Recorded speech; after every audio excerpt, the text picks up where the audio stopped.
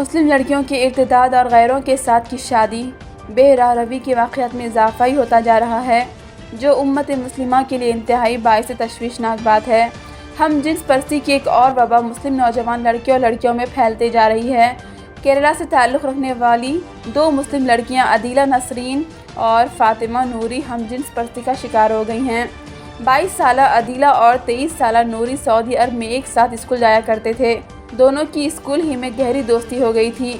سعودی عرب سے ہندوستان واپس آنے کے بعد اور یہاں کے کالج میں داخلہ لینے کے بعد وہ دوبارہ ساتھ رہنے لگیں، لیکن ان کے والدین نے ان کے تعلقات کی مسلسل مخالفت کی۔ گریجویشن کے بعد دونوں نے فیصلہ کیا کہ وہ ساتھ رہیں گی، لیکن گھر والے اس کی مخالفت کرتے رہے۔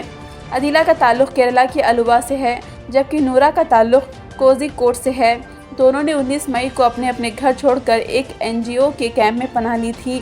نوری کے گھر والے جب وہاں پہنچے اور ہنگامہ ہوا تو پولیس بھی وہاں پہنچ گئی۔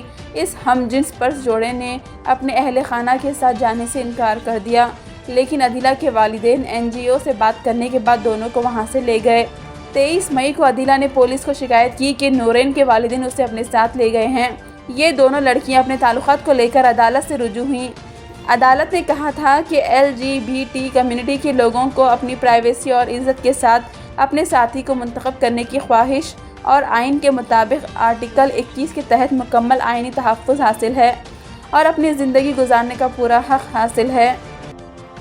یہ صرف ایک واقعہ نہیں، اس سے پہلے بھی شہر حیدرآباد اور دیگر مقامات پر ہم جنس پرستی کے واقعات پیش آ چکے ہیں۔ اس ضمن میں والدین کو نوجوان لڑکیوں اور لڑکیوں کی سخت نگرانی اور ان کے تعلقات پر گہری نظر رکھنے کی اشد ضرورت ہے۔ اسی صورت میں اس طرح کے واقعات کا سدباب ممکن ہے۔ بیورو رپورٹ، تبصرہ پوائنٹ۔